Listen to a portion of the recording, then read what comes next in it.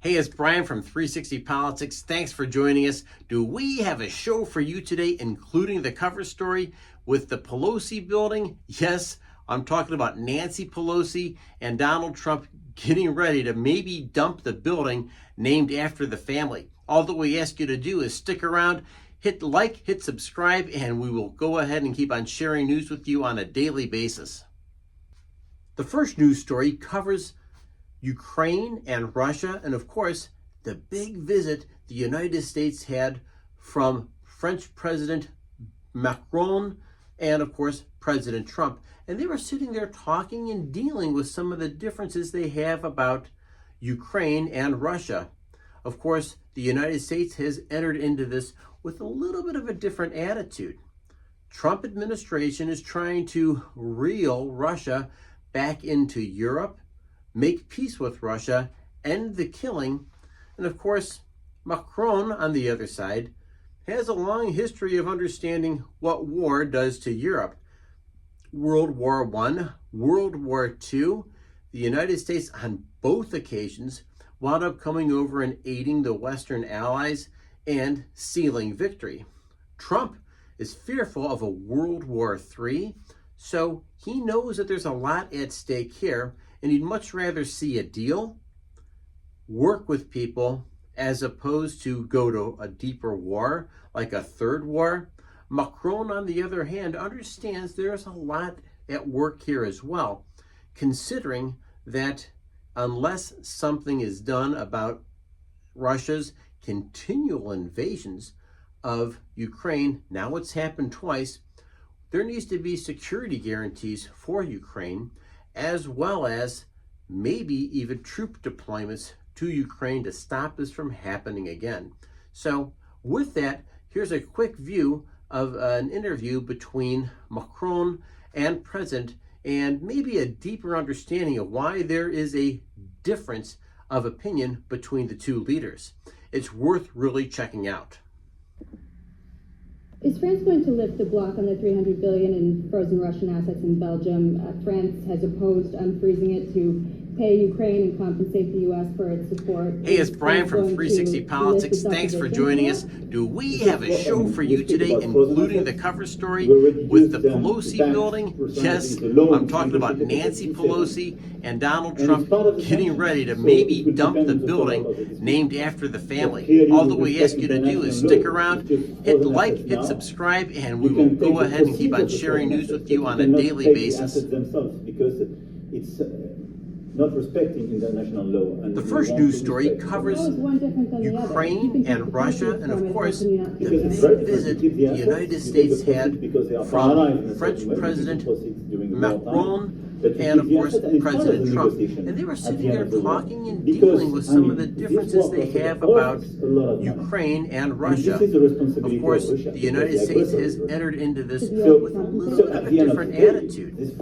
Trump administration is trying to reel Russia back into Europe, make peace with Russia, end the killing. And of course, Macron, on the other side, has a long history of understanding what war does to Europe. World War I, World War II, the United States on both occasions wound up coming over and aiding the Western allies and sealing victory.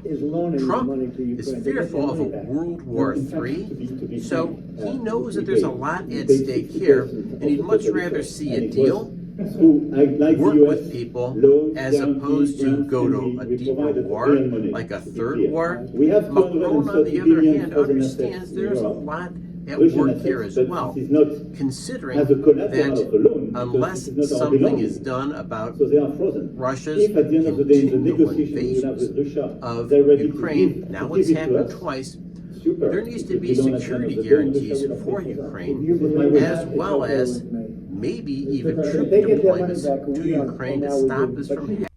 The other part of the equation is in the UN, the United Nations, the organization that's used for establishing world peace, world talk, and with a great hope, assistance for lifting everybody up in the world.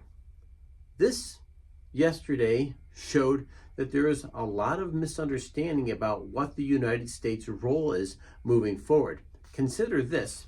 There was a resolution that was going to specifically blame Russia for an invasion of Ukraine. I think it's a fact, and I don't think anybody can really deny what they see happening there. However, Europe voted one way, blaming Russia on this war.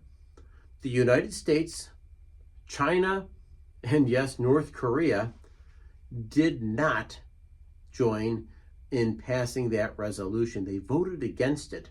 So if you are somebody who pays close attention to the politics here and what's really happening, we want to be sure that we're crystal clear on what is the intention of the United States. We can say Donald Trump is the ultimate deal maker, and that's why he wants to reel people in with the idea of being prosperous, making deals and making sure everybody's able to make money and live. And of course, the other part of this is, well, hey, how about another invasion of Ukraine? Can we avoid that from happening? And we don't have an answer for that, so we're going to continue to follow this story. You'll love the next story. We try to cover Wall Street because, let's face it, economics affects every aspect of our life and probably, at the end of the day, every aspect of the news cycle. So knowing that the Berkshire Hathaway newsletter came out over the weekend, there are a couple of other things that we really need to take a closer look at. Specifically speaking, we know that Warren Buffett is not buying anything right now. Heck, he has cash on hand. He's not even buying his company stock right now. He says it's really, really expensive. So he has cash sitting in reserves, waiting for the right moment to go out buying once again. Why pay the premium price when you can buy something on sale or maybe even buy it at a completely discounted price? That's the Buffett approach, and maybe that's part of the reason why Buffett has done so well over the years. He's the great value investor, but he also picks and chooses his companies wisely. And as part of the Berkshire Hathaway portfolio, we have a big range of companies from manufacturing all the way through insurance. So he really does have like his own mutual fund. And I'm talking even Dairy Queen as part of the Berkshire Hathaway portfolio. So looking for the right companies at the right price and the right management has always been the Berkshire Hathaway way. And it's, of course, Warren Buffett's system. And we really can't argue with his success.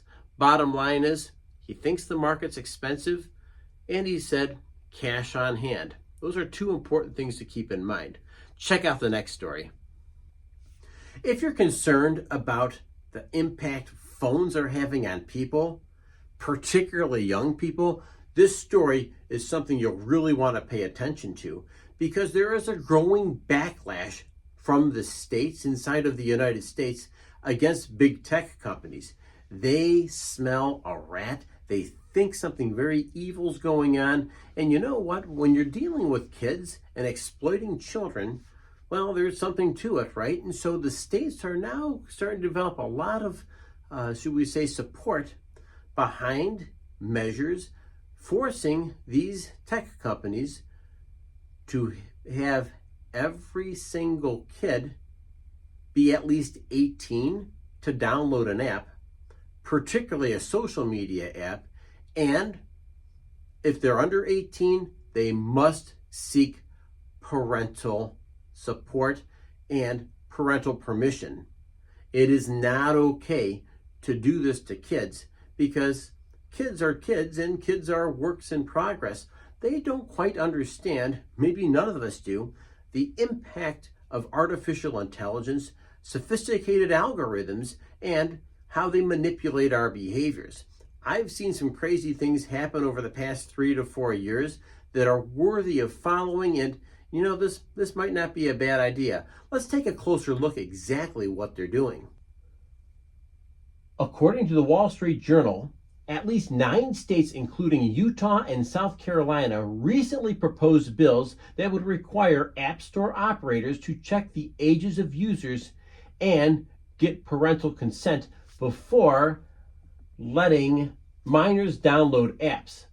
More than 60 child safety advocates are forming a new coalition to push the passage of an App Store age verification laws nationwide.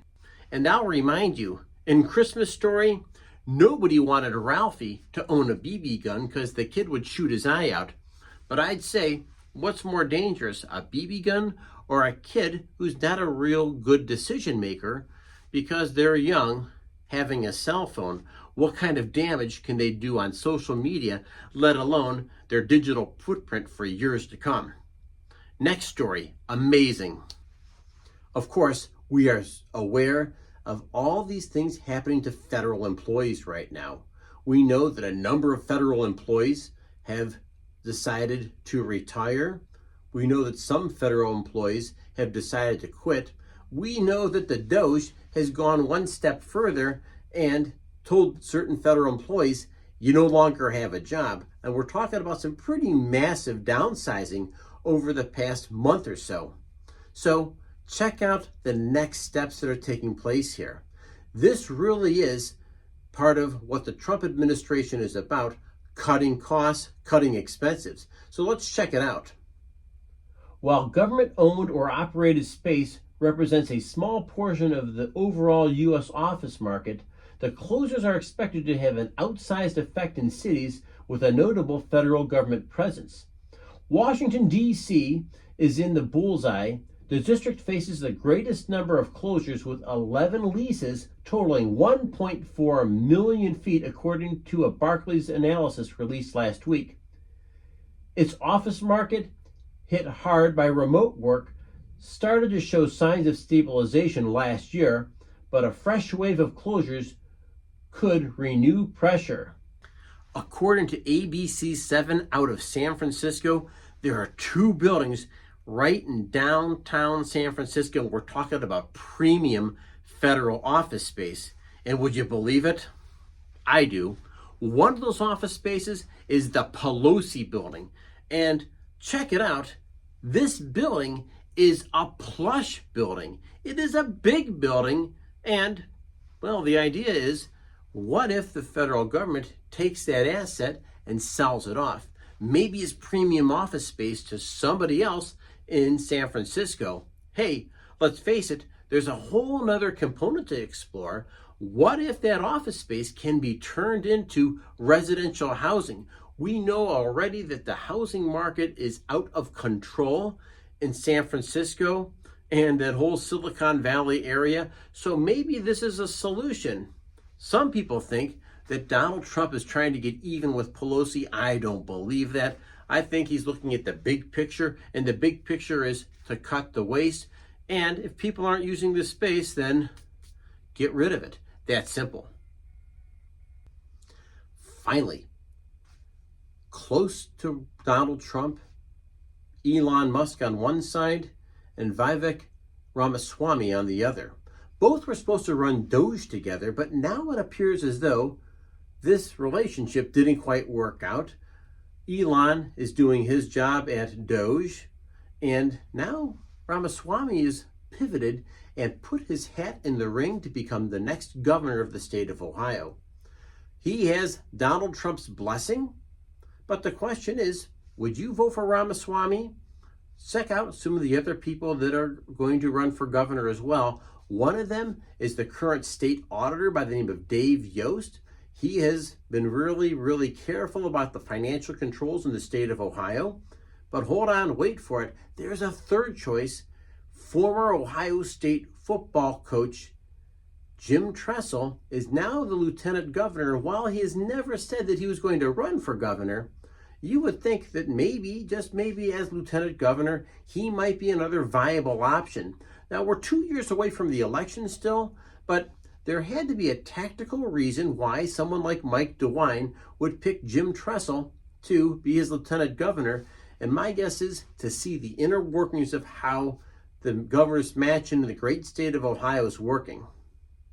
We'll find out soon.